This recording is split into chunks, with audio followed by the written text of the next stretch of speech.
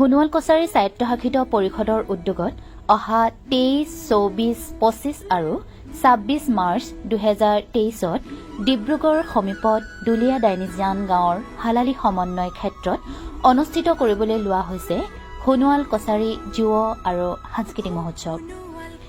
এই মহোৎসৱৰ প্ৰস্তুতি প্ৰায় সম্পন্ন হৈ উঠিছে।